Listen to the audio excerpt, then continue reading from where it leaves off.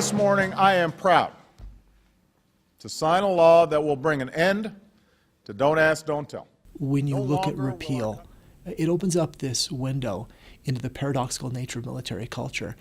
And I think to understand that, you have to go back to 1993 when Don't Ask, Don't Tell came to be. Several things were going on when it became a political issue during Bill Clinton's time. The issue is not whether there should be homosexuals in the military. Everyone concedes that there are. The issue is whether men and women who can and have served with real distinction should be excluded from military service solely on the basis of their status.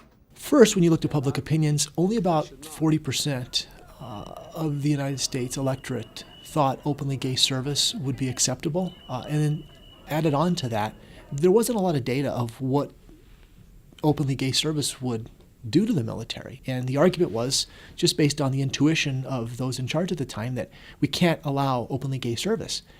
What was interesting over the last 17 years is we actually have data on both of those. Number one, public opinions have changed. Most of the public really don't care. They don't see it as a relevant issue, which is a large reason why the law changed. But more importantly, we actually had quite a bit of data because Israel, Great Britain, Canada, and Australia all repealed their gay bans since 1992, and in each case, the biggest story was really no story at all. But when you get to 2010, you still saw a group of people that were tenaciously holding on to these beliefs that we absolutely could not have openly gay service because it would, in fact, harm the culture of the military. People are human. People have sexual feelings, and they're not perfect. We know that in the armed forces, with all the wonderful men and women we do have issues involving sexuality. Men and women have issues because they're not perfect. Right, Ms. Donnelly, and that's why there's a UCMJ and Army regulations and Marine Corps regulations, because if there's misconduct, hold on now, it's my time too. Okay. Now, if there is misconduct, then there are regulations to deal with that misconduct. Yes. But we're talking about orientation, not misconduct here. I think it's fascinating to really look to see what they meant. And it was really code for we have to protect this warrior mythology that is perpetrated over the years. So I think we need to go back 500 years and define what we mean by what it means to be a warrior. When you think of a warrior in this context, it conjures up this image of this bare-chested man on a white horse with a sword, about to do battle in a physical contest of strength against an enemy. And in that context, it actually worked. And yet this warrior ethos has continued to persist until as recently as even World War II, where we're still doing this force-on-force battle.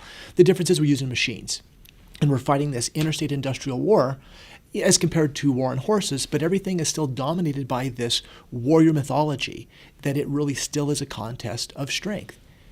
At the same time, we see, during the industrial era, this rise of technology, and you forecast it even on to today.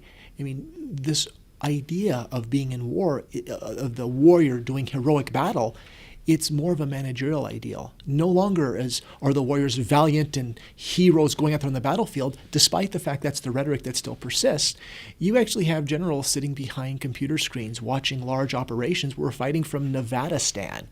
People, our steely-eyed warriors, are flying these drone aircraft. They're doing combat and they're home at 5 p.m. for dinner. And yet, we still think of them as warriors. So technology has started to threaten this image of what it means to be a warrior, and we've moved from a heroic ideal more to a managerial ideal.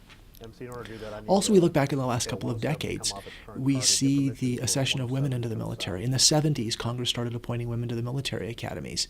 And, we saw a lot of problems with women in the military because, again, this warrior mythology. If you nominate this image of this bare-chested male warrior in a physical contest, well, women aren't as strong, they're not physically as capable, and you hear this rhetoric. But then you kind of project on what it takes to be a warrior today in this technological context. None of this really matters. And that's what's threatening to the military, is this warrior mythology that continues to persist. And yet when we reflect back of what it takes to win wars today, how do you win the hearts and the minds of the people?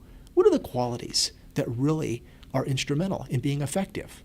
Compassion, warmth, good listening skills, understanding, a lot of the attributes that are typically associated with the female gender. when I look at the Repeal, Don't Ask, Don't Tell and all that's happened in terms of technology development, I think it's a tremendous opportunity at an epic moment in our history to really redefine of what it means to be effective in war. I think there's a tremendous strategic opportunity, and it'll be interesting to see to what extent this next generation of military leaders embrace that.